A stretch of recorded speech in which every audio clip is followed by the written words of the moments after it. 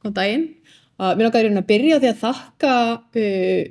þeim sem hafa tekið til máls hérna í dag. Ég er búin að sitja hérna í sætinu mínu og hugsa við svona aðra hverja glæru, nú langar mig að breyta þessu, þetta er svo áhugavert, við langar að snerta þessu, breyta þessu, þessari glæru hjá mér og svona. Það verður sjálfsögðu ekki, en þetta er búin að vera mikill innblástur og mjög áhugavert. María heiti ég og er verkefnisstjóri við Rannsóknasetur Háskóla Íslands á Breiðdalsvík og jarðfræðingur á Náttúrufræðistofnun Íslands, og staðan mín er í rauninni gott dæmi svona spennandi starfssamskipti sem getur orðið til í kringum stór gagnasöfn, því að á Breiðdalsvík er sem sagt bæði rannsóknarsetur og borkjarnasafn Náttúrufræðistofnunar. Svona þegar við vorum að tala stór og fyrirferðarmikil gagnasöfn, þá er kannski gaman að koma því að í borkjarnasafninu er að finna cirka 70 km af borkjörnum og aðra 400 km af borholum sem eru með fulltrúa á formi borsvarfs sem er svona eins og mylsna úr borholunum, þannig að þetta tekur allt sitt pláss. Þetta eru 1000 fermetrar og ekkert allt of mikið af plássi eftir, þannig að nóg af gögnum þar, bæði á efnislegu formi og stafrænu. Ég ætla að renna hér stuttlega yfir tilgang og markmið borkjarnasafns. Ég gerir ekki ráð fyrir því að þetta sé endilega tegund gagnasafns sem mörgum er kunnuleg. Segja ykkur frá stafrænu innviðunum sem við höfum verið að byggja upp og þróa og miðlun bæði úr þeim og bara tilvist safnsins og verkefnisins, og snerta síðan aðeins á því hvernig nýting safnsins hefur þróast síðan við fórum að byggja það svona upp og framtíðar sín og kannski framtíðar draumum. En fyrsta spurning sem er náttúrulega nauðsynlegt að svara áður við vöðum út í þetta allt saman er hvað í ósköpunum er borkjarni. Það er ekkert endilega allir sem hafa hugsað mikið út í það, en borkjarni er í rauninni bara sívalingur úr jarðefni. Það getur verið berg, það getur verið set, það getur verið ís og er sóttur eiginlega fiskaður upp úr jörðinni með holum bor og veitir beina vitneskju samsetningu jarðlaga undir yfirborðinu, sem er eitthvað sem við jarðfræðingar erum iðulega að reyna að álykta og geta okkur til í rauninni út frá þeim yfirborðsummerkjum sem við sjáum. Og við náttúrulega við lifum þá tíma núna að þetta skiptir meira máli en oft áður. Þessi gögn sem fást úr jarðborunum eru gríðarlega dýrmæt. Þau eru dýrmæt vegna mannvirkjagerðar, vegna auðlindaleitar, vegna ýmiss konar vísindarannsókna. Ískjarnar til dæmis eru ein mikilvægasta heimildin sem við höfum loftslagssögu síðustu 100.000 ára, og þessara gagna er aflað með ærnum tilkostnaði, og því skiptir mér miklu máli einmitt að það sé hugað að varðveislu þeirra og úrvinnslu strax og helst áður en þeirra er aflað. Og á þessu vill verða nokkur misbrestur með borkjarnana, og því miður hefur ýmsum borkjörnum sem hefði verið gott að halda eftir verið fargað í gegnum tíðina, af því að það var enginn sem hugaði að því að þeir taka mikið pláss og einhvers staðar þarf að geyma þá ef þeir eiga að vera til staðar. En það er einmitt tilgangurinn með borkjarnasafni, og þetta eru stofnanir sem fara kannski ekki með hátt en eru til í flestum löndum í kringum okkur og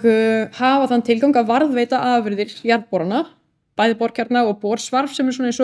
eins konar kannski ódýrari útgáfa af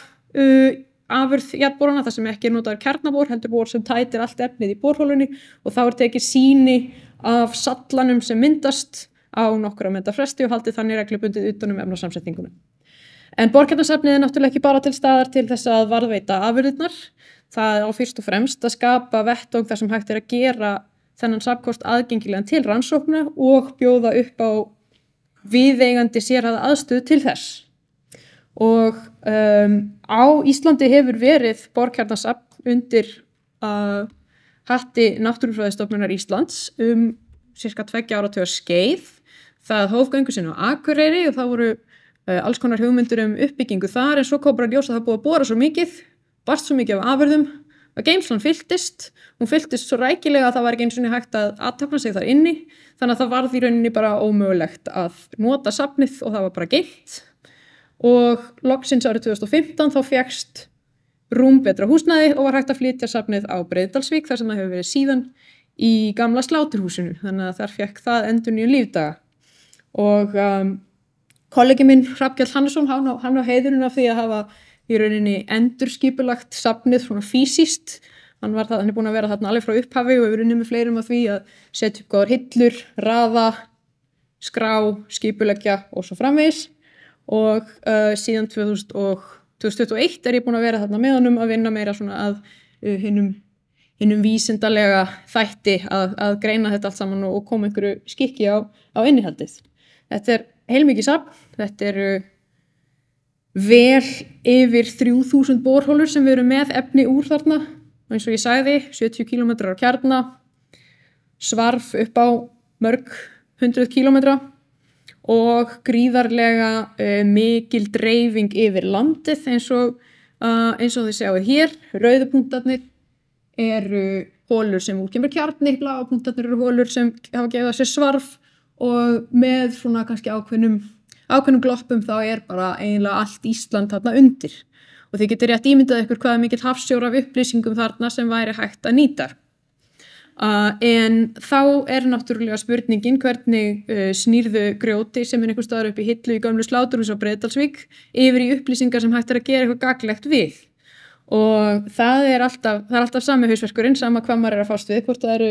félagsvísinda kannanir frá 1970 eða borkjarni sem var tekin einhvern tímann út af einhverju litlu verkefni árið 69 og enginn hefur kíkt á síðan. Og þar skipta þessi stafrænu innviði náttúrulega gríðarlega miklu máli. Þegar ég tók til starfa þá var í rauninni nýbúið að taka nokkur Excel-skjöl og líma þau saman og búa til gagnagrunn í Access og kollegi minn sem er sérfræðingur og kollega minn sem er sérfræðingar í þessum málum, þeir hafa síðan tekið þennan fyrrverandi Excel-skjalagrunn og komið honum yfir á Postgres-form. Þannig að við erum laus við Excel, blessuð sé minning þess. Og í þessum gagnagrunni eru nú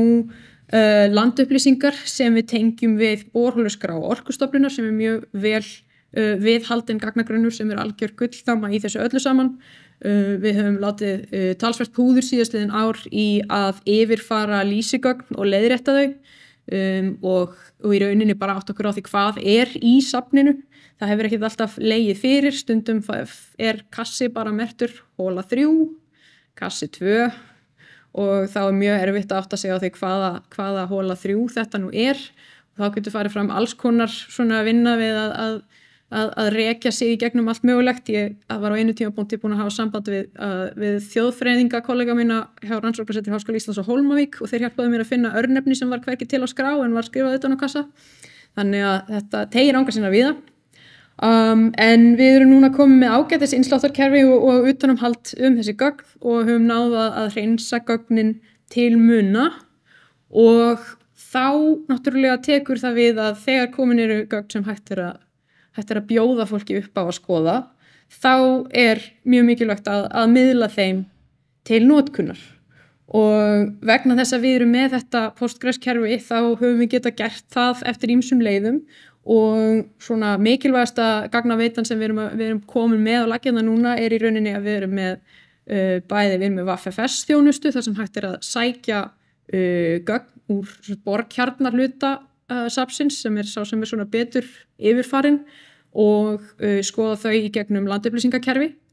og við erum búin að tengja þessa sömu þjónustu inn í kortasjá Náttúrufræðistofnunar sem býður upp á það er hægt að skoða þessi gögn og samskoða þau með öðrum landupplýsingum, með jarðfræðikortum og fleiru í þeim dúr og þangað er hægt að fara inn og segjum sem svo að ég vilji gera jarðfræðirannsóknir á Reyðarfjarðarsvæðinu og vilji vita hvort það sé einhverju borkjarnar þaðan, þá get ég kíkt á það svæðakortinu og ég sé hérna álitlegan punkt, mér langar að vita hvaða kjarni þetta er. Ég get smellt á hann og ég get fengið að vita að þetta er borhola frá 1978, hún er rúmlega 1900 metrar, það eru 300 rúmir kassar af efni úr henni í borkjarnarsafninu og ég get fengið upplýsingar tilgang borunar og ýmislegt fleira sem er aðgengilegt í borholuskrá Orkustofnunar og get smellt með þarna yfir. Þannig að þetta þýðir að ég sem rannsakandi út í bæ get að minnsta kosti byrjað að átta mig á því hvað safnið býður upp á og haft þá eitthvað í hendi mér þegar ég hef samband og fer að forvitnast hvað sé til staðar. En Eins og þið sjáu þá nú svolítill vegur á milli þess að vera með nokkra línur af skriflegum upplýsingum borkjarna og að hafa svo einhverja hugmynd það hvað hann inniheldur í raun og veru. Og það fyrsta sem ég geri yfirleitt alltaf þegar ég fæ fyrirspurn frá vísindamanni út í bæ sem vill skoða einhvern kjarna að ég þarf að fara út og ég þarf að finna hann og taka á honum myndir og senda viðkomandi til þess að það sé hægt að átta sig á því hvort það sé nú yfir höfuð eitthvað efni þarna sem sé nýtilegt. Oft eru ekki til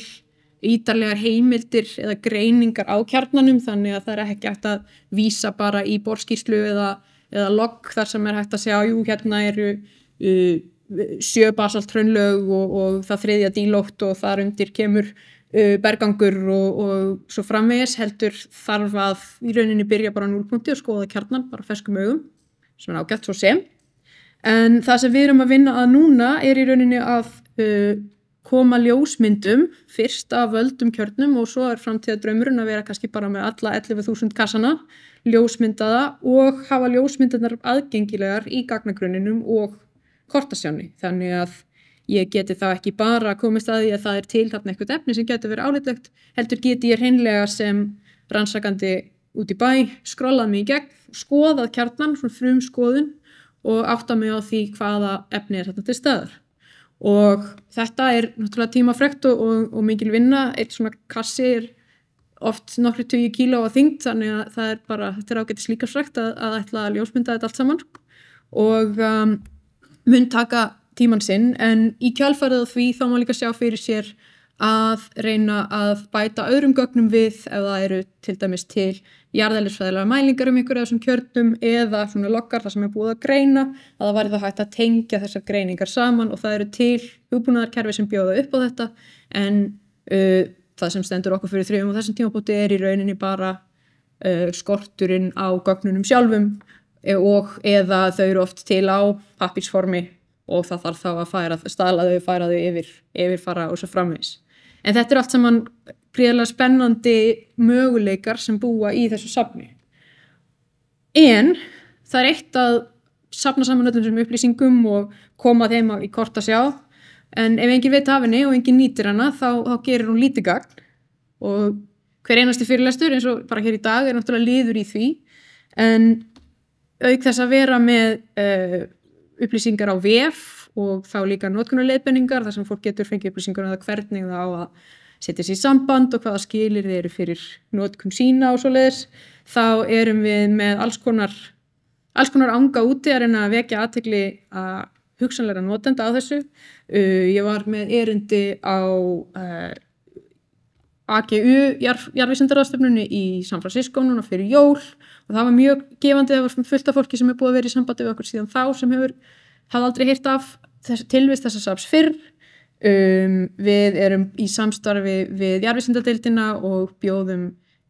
nemendum þar upp á að nýta kjarna í námskeiðum. Þannig að hér eru nemendur hjá Gregory de Pascal í námskeiði jarðskorpuhreyfingum að skoða kjarna sem við sendum suður fyrir námskeiði þeirra í haust. Og svo erum við líka þáttakendur einmitt í EPOS-verkefninu í gegnum Náttúrufræðistofnun og það var mjög stór áfangi núna áramótin þegar við náðum loksins að koma þessum sömu upplýsingum og í kortasjánni okkar inn í EPOS-gagnagáttina, þannig að við erum búin að staðla þau gögn og getum núna miðlað þeim í þessa samevrópsku gátt og markmiðið að klára það fyrir borsvarf líka og svo að sjálfsögða þróa þessa þjónustu áfram eftir því sem að gagnamiðlunin okkar innanhús verður öflugri. Og við sjáum það að með betri verkferlum og meiri sýnileika þá fáum við aukna aðsókn. Við erum með ágætis regluverki núna sem við höfum samið í kringum sýnatöku úr safnkostunum og samhliða því þá hefur líka notkunin aukist. Fyrsta árið sem ég var fyrir austan þá voru 3 borkjarnar og 3 borholum nýttir í rannsóknir og kennslu og það hefur heldur betur aukist. 2022 voru það 46 borholur sem voru nýttar, 37 í fyrra og ég bara bíð spennt eftir því að taka saman fyrir ykkur heildartölur fyrir árið 2024. Nú held ég að tíminn sé alveg að verða búinn svo ég ætla ekki að hafa þetta mikið lengra, en framtíðarsýnin í rauninni einfaldlega svo að aðgengi sé gott að upplýsingum bæði safnið og úr safninu og að við höldum áfram að þróa það í samstarfi við notendur, við þau sem hafa áhuga á að nýta safnkostinn og að með þessari aukningu á aðsókn og nýtingu þá komi framfarir í þekkingu og ég hlakka til að taka 10 ára tékkið sem var verið að nefna hérna áðan 2031 og sjá hvar við erum stödd. Annars bara þakka ykkur áheyrnin og býð ykkur velkomin austur. Við tökum alltaf vel á móti gestum þegar við erum heima.